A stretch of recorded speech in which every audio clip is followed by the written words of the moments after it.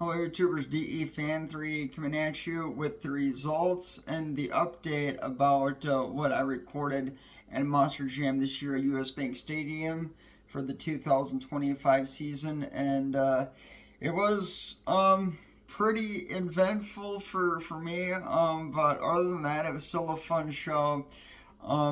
So the party in the pit was really cool because the female news TV reporter on YouTube, and for the events, she was there at the party in the pit when I was getting set up to talk to Ryan Anderson. And she's like, I love your outfit. And she goes, would you like to do an interview? And I said, sure, with Ryan. And she goes, yeah. And I said, sure. And Ryan, she talked to Ryan. And so, yeah. So then security kind of backed up everyone else that was in the line behind me at the time. So they were at a standstill. So I got to talk to Ryan, which wound up being a 20-minute conversation. And after we were done, me and Ryan asked the news reporter lady, can we do the interview? And she goes, you know what? I think because for how many people are here to get the autograph, this was shorter, so we wound up not doing it. But I talked to Ryan Anderson for Son of a Digger for 20 minutes, and everybody talked to him probably for 30, 45, maybe 10, 15 seconds. I talked to him for 20 minutes, so that was huge. So that was really cool. I did get to talk to Adam though, but his line was kind of cut off, so I only spent probably about the regular 15-20 minutes. We did get a few photos together.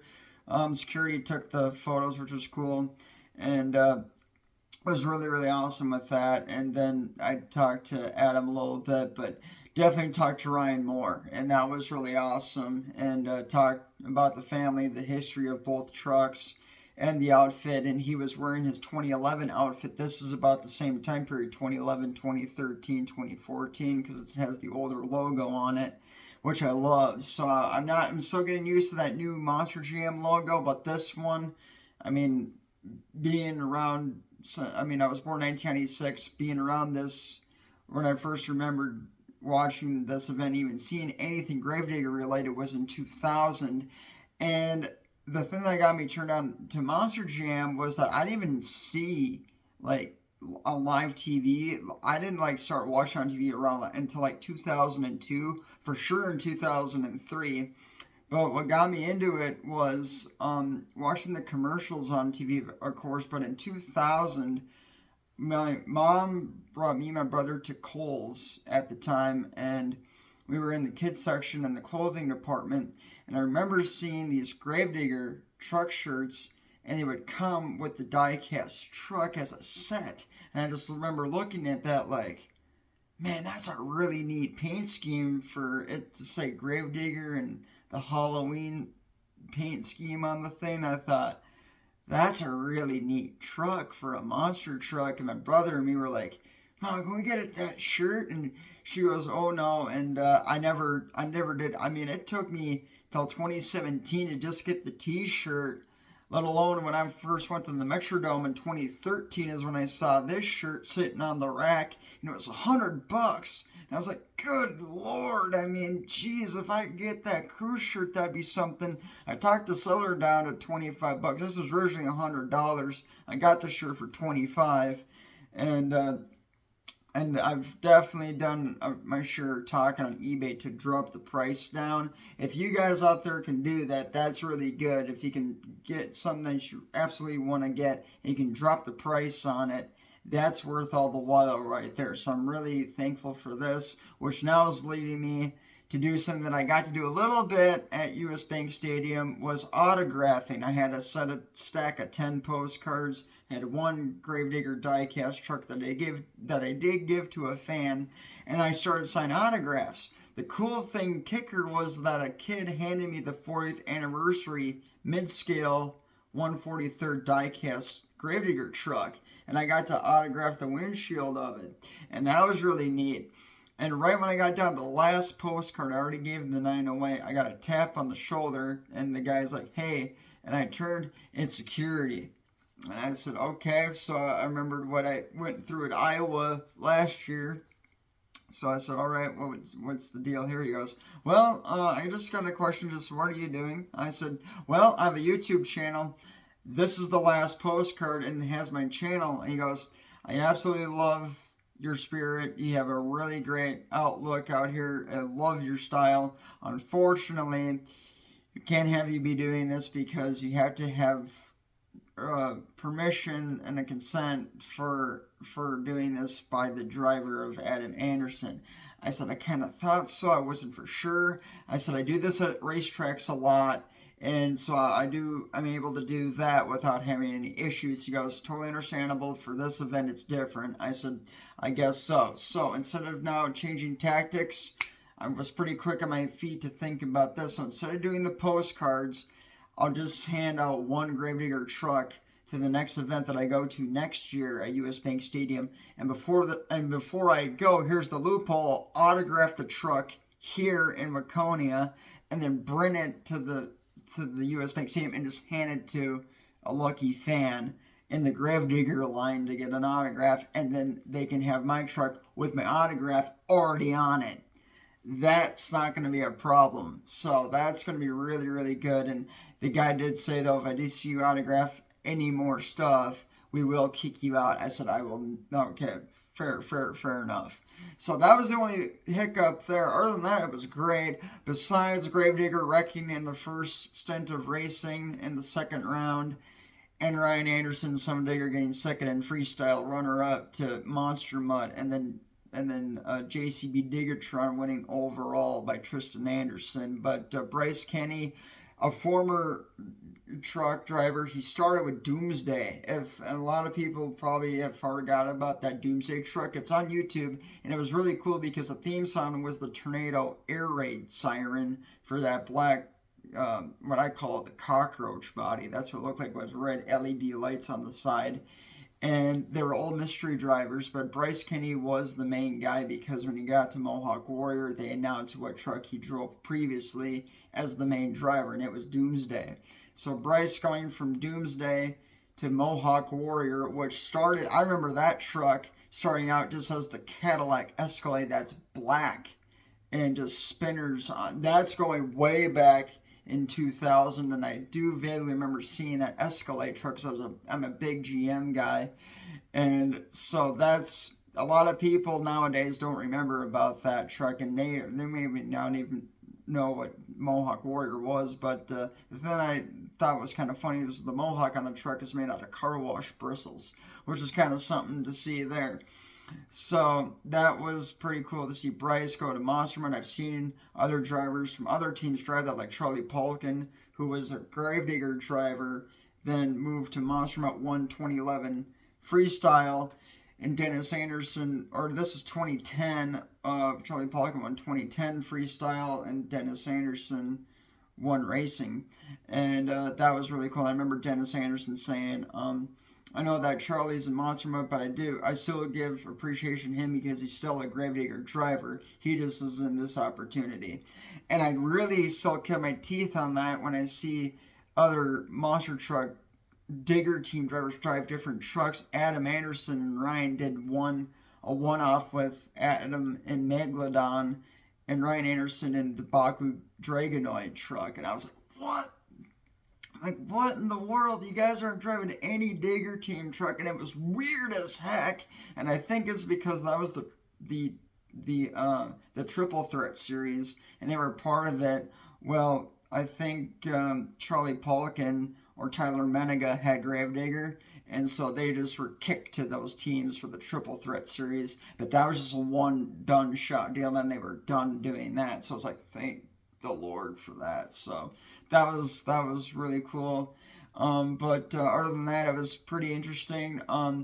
Excalibur had a really good run and then got docked, and he of course had his little spat on the Jumbotron with how he was scored and everything, and I thought that was kind of funny. And Ryan Anderson said that dude actually deserved to beat me, but that was really something, and that was a pretty low blow there. But the thing that I really felt bad about Adam overall, though, was the day before, which I watched the event on TV on YouTube. It was a 2-day event at US Bank Stadium, And so he bumped the wall in freestyle, and they docked him, of course, with a 1 point penalty. And it reminded me in 2005 and 2004, and maybe it was in 06, but it was somewhere in the mid 2000 range, that Dennis Anderson did the same exact thing at the Metrodome, where he slapped the wall with the truck. I remember watching it on TV. He slapped the wall with the truck, and there was actually judges there. This was before we did the fan zone thing. That came out in, I think, 2016. But there's like 5 to 4 judges there that had scorecards, and they docked him because of hitting the wall. And Dennis with Scott Douglas said, Dennis, I know that you slapped the wall tonight and you got docked, but what's your overall thoughts? He goes, you know what? I'm kind of ticked off right now that happened to me. You know what? But as always, service has a smile. I'll still be up there after the event and getting to know you guys' last minute autographs and still talk to all of you. I'm not going to leave until the last person has my autograph, but I'm just still a little ticked off to all you judges up there. Yeah, you know who I'm talking about. And I was like, ooh, I love that interview so much. I'm like, you show him DA, so that was really cool. So, but G to the D, so yeah, that was pretty cool right there. So, but I told Ryan, I said, I know that you and Adam, you guys have your interviews for the fans, which I absolutely love and cherish, but nobody out here can hold a candle to Dennis Anderson interviews. And he goes, oh, absolutely, buddy. And I go, you're not. And he goes, no, I totally agree. He goes, and I'm fine with that. And I said, because I'm at home watching these events on TV in my chair and the couch, and I'm just like, man, I love you guys, but I wish the old man was talking still. And he goes, oh yeah, buddy. So he goes, yeah, we're all good there. So it was really cool to talk to Adam or talk to Ryan Anderson. Like I talked to Adam too, but I went deep with Ryan Anderson and talked about his debut in the 2011 World Finals at Sanborn Stadium when he first debuted the Son of a Digger truck, and they didn't score him for points or nothing. He just went out, did a freestyle run, and pulled off his very first backflip with the brand new truck, and didn't even dent the fiberglass body on it. And if you want to take a look at that, for a lot of people that have missed out on that and didn't see that when it happened, I told Ryan, I said, every time I see that and then I see you hugging your dad, just talking about it now is starting to get me choked up because it's so special. And they're both, Ryan's getting emotional in the interview after it happened, then him hugging his dad, and then they're talking, they're both crying. Me wearing this outfit, that is really family tradition right there. So that still gets to me, and that was really, really cool. And Ryan just loves that I know their history like the back of my hand. And I said I not only do I watch older events and go back to that, I also watch the documentaries from the 25th to 30th DVD videos, and they're on YouTube. And I love the Gravedigger history legend and everything, and even how the name got to be what it is. So, and how it started out. So that's really cool. And but there's another thing too that security can't yell at me about. It's come Halloween this year, my parents' place. I just ordered another truck tonight. It's the silver chrome Gravedigger truck. I have this one in my personal collection. Ordered it again, but in the brand new box. I'll add it to my big red bag. I won't show off all these trucks until I have a definitive big number that I want to show out all the trucks individually to show what the giveaway will be for Halloween when I autograph all of them, and then do the one bag of candy. But I tell you, these trucks are going to be selling off quick, and I'll be making everyone pretty stoked, and I'll be the biggest dude on Kelm Street ever, so that's going to be pretty cool at my parents' place there in Chaska. But I tell you, this is gonna be pretty sweet to see how this is all gonna shake down here for the giveaway that I'm doing at my parents' place. So, but yeah, it's gonna be awesome, that's for sure. So, and but yeah, so I ordered another truck for the big red bag, and I'm pretty happy about that. So you guys will certainly get a kick out of all the trucks And like I said, roughly the number probably be around maybe 25, maybe 30, depending on how many I get. But they're pretty cheap, so that'll be really good. So kind of saving trucks like you saved coins, so that's going to be pretty good there. And but yeah, so that's pretty good there. Other than that, some really good events too from the other trucks. Kraken did pretty decent. Jester, that was the worst run that I ever saw that truck have. But JCB Digatron is pretty good. You guys been blowing up that video pretty well. Same with the Gravedigger without the body shell. In fact, that's the first time I ever recorded that truck on my YouTube channel without the body and with the green roll cage. And that's kind of interesting. Now that truck has different paint schemes throughout the years of that of the roll cage. It was primarily black back in the day. Then when they do the different paint schemes, like Morgan Kane's orange truck from 2016, that was really cool to see the orange roll cage of that truck in 2016 at the World Finals at Simon Point Stadium in March. That was really cool to see that. And then the purple Gravedigger that was driven by Tyler Menega, that had a purple roll cage with the black and purple body shell fiberglass on it. That's really cool too. So I have seen that roll cage different colors, but it's primarily green as the primary paint scheme for the black and green wrecking machine. I do like some of the alternative ones.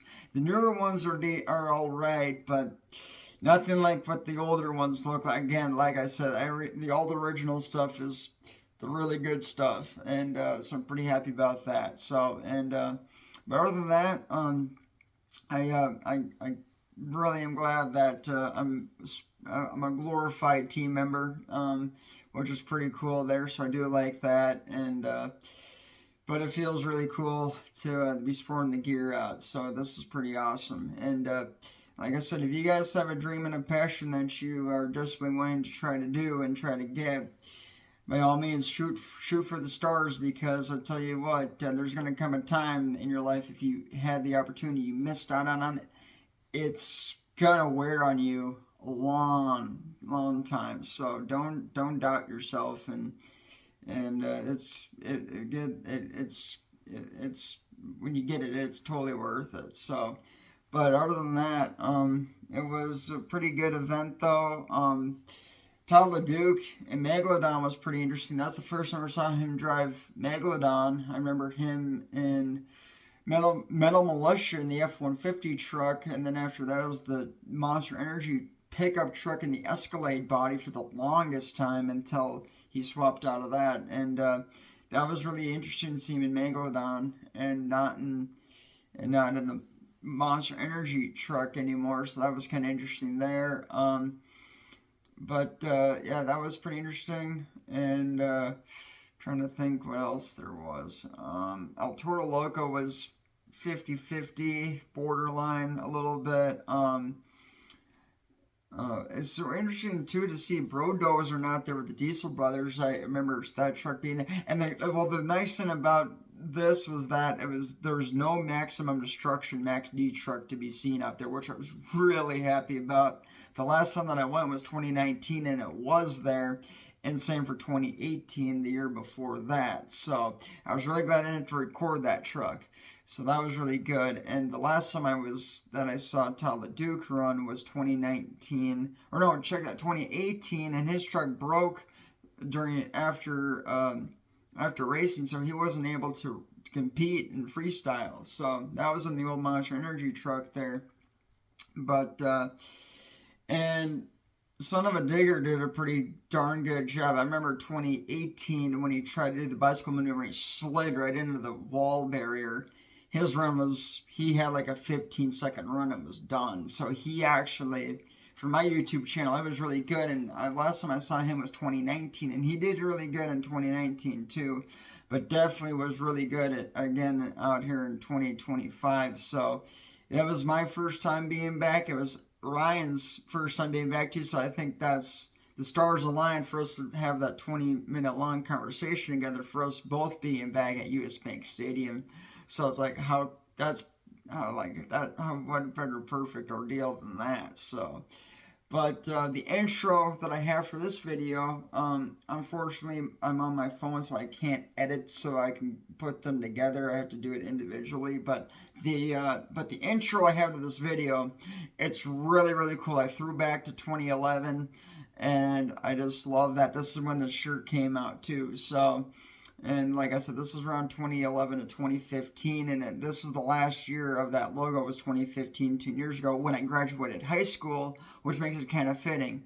So that was pretty sweet. But 2011 was a cool year because the postcard that I had is the Scream 4 truck that Wes Craven directed his last ever movie of his life. And I love Scream 4, especially with Anthony Anderson in the movie, and remember him in Kangaroo Jack. And in Agent Cody Banks 2 Designation of London. And I just love Anthony Anderson, and great, cool actor, and he's funnier than all get out. So I love Anthony Anderson. It's really cool. Unfortunately, he gets dubbed into the movie, or he's in the movie, and then he's gone for his character, which really sucked. But I still love the actor, even though he got knifed pretty good. But other than that, it's still a good movie. So, and I highly recommend checking it out come Halloween, because I love that Scream franchise a lot. And for them to do the Gravedigger truck in 2011, I have an 8x10 photo of that truck, and I'll show it off when I do that. But also when I show off my die-cast collection for personal for my stuff, I'll show the photo, and then I also made the custom truck for Scream 4, because I never did produce that due to the fact, for two reasons. One, it's a horror movie, and two, it's rated R. So it's the R-rated Gravedigger version, so if you want to get the truck, you have to customize it. And my phone, now the thing is, the photo I have, they only show the left side. You have to also customize the right side. And I did a really good job of that, because my phone allows me to customize and custom make some stuff.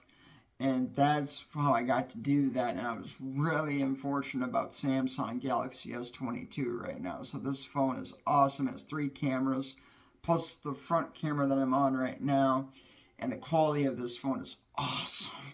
So this phone has really gave a lot of my money's worth, and I absolutely just love it. So yeah, this works out really good, being a small operation, but you guys are also just like the backbone between race fans and Monster Jam fans. You guys have definitely been there for me, and I've definitely been there for you. So I know that it's still the Elko Speedway Racing off season for the local guys, but don't you worry. There's going to be good stuff to come in 2025, and I am going to go to Oktoberfest on Sunday for the ASM. It was Tour 200, so I do get to go to that event, and so that's pretty happy. Thunderstruck won't happen, but I'd certainly like to get back to the Dwayne Barron Scott Kingery Memorial event. I went there not last year, but the year before that, in 2023. That was a lot of fun. So I went the first time in 2018, so that was really cool. And then to try to go back to it again this year, I'll shoot for that memorial event. So, and but other than that, looking forward to opener. And then also, I might go to La Crosse more than once this year. I got to go twice last year. I'm thinking I might, if it works out, I might go to that track 3 times, 2 for regular season, and then for Oktoberfest in October to finish out the season, which it'll end in Wisconsin. Starts at Elko. I did the same thing, but I did it on Saturday. I did not go to Saturday's event since 2016 when I actually did the 4-day event. That was the year before this happened for YouTube. So I do really wish I had the channel made in 2016. I actually wish I had it in 2014, because then I had Jason Schneider on there, and he was my favorite local driver, and he retired 10 years ago in that 11 car. So that's just really nuts to think that. But yeah, don't you worry, guys. Elko is happening this year again, and I'll be making my 25th year consecutive run at it from 2000 to 2025. Same as much as I was dedicated to Monster Jam. So it all started for me in 2000, along with, if I go 4 more times this year, I made my record last year going 4. Puts me to 96. If I go just 4, I'm going to make 100 times at Velocro Speedway in my 25th year career as a fan and now a YouTuber. That's pretty good, and I've got to shoot some really good stuff and done some really cool stuff with this track that no one else has done. I mean, I'm the only one that can say that's been to the track when no one was there. That was during the pandemic. My buddy Sam helped me out with that, and then to do what I got to do with Jason Searcy, and then pay it forward by recording him last year, and then a bonus with Jim Trado, who I grew up with in the ASA racing division from the year 2000 and 2004, but I remember him specifically in 2002 because we were both there at the Minnesota State Fair track for the ASA Miller Lite 300 when I was 6. So that's really cool that I finally I didn't get to talk to Jim Trado, but I certainly got to record my ASA racing hero icons. So that's to me is like recording Steve Burns right there, and I really miss Burnsy. And Jim Trado is the glorified version of Burnsy, so I do like that. So, and that's pretty cool. So love you guys. Hopefully you guys have a good night. I'm looking forward to uploading this video soon, along with the intro. And I dubbed in a song in the video, which is really cool, and it turned out great. So I played around with the audio on it, and it's gonna fit pretty well. So, but I thank you guys a lot, and and even though I don't own the Gravedigger truck, I will do the Dennis Anderson interview. I'd like to thank you guys for every nut bolt in my truck and every shingle on my roof.